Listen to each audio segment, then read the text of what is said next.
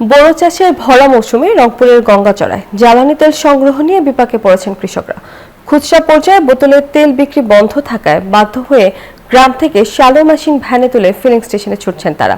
এতে একদিকে যেমন বাড়ছে খরচ ও ভোগান্তি, অন্যদিকে সময় মতো সেচ দিতে না পারায় ব্যাহত হচ্ছে চাষাবাদ। পরিস্থিতি সামাল দিতে এরই মধ্যে তদারকি জোরদার করেছে স্থানীয় কৃষি বিভাগ। রংপুর গঙ্গাচড় থেকে সুজন আহমেদের ক্যামেরায় তথ্যচিত্র ডেস্ক রিপোর্ট।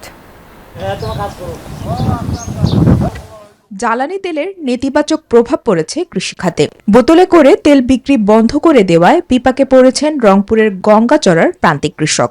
বোরো ধানের এই ভরা মৌসুমে সঠিক সময়ে জমিতে সেচ দিতে না পেরে ফসলের উৎপাদন নিয়ে শঙ্কায় আছেন তারা। তাই বাধ্য হয়ে অনেকে শ্যালো মেশিন খুলে ভ্যান কিংবা সাইকেলে করে সরাসরি ফিলিং স্টেশনে আসছেন তেল সংগ্রহ করতে।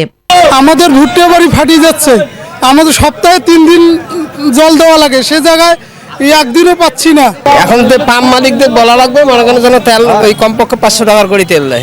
তেল সংকট থাকায় কৃষকদের সরাসরি সেচ পাম্প নিয়ে আসার পরামর্শ দেওয়া হচ্ছে বলে জানান ফিলিং স্টেশন কর্তৃপক্ষ।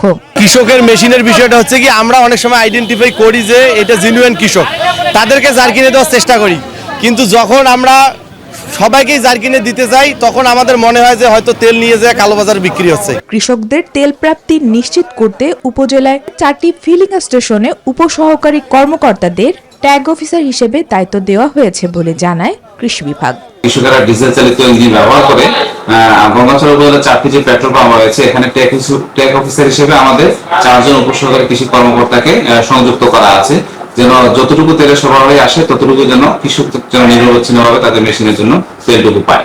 দ্রুত জ্বালানি সরবরাহ স্বাভাবিক না হলে সেচ সংকটে বড় উৎপাদন লক্ষ্যমাত্রা অর্জনে ব্যর্থ হওয়ার আশঙ্কা করছেন সংশ্লিষ্টরা। Desk report, news 24।